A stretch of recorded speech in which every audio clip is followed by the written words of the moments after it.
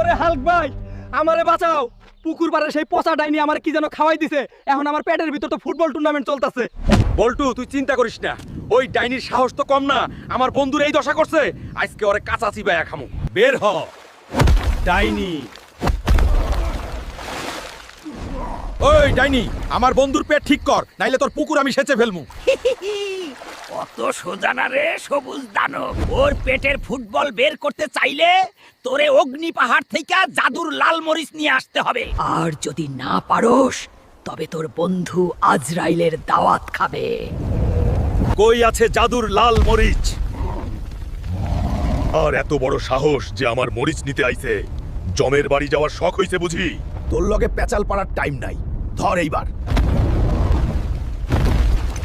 ওই তো জাদুর লাল মরিচ।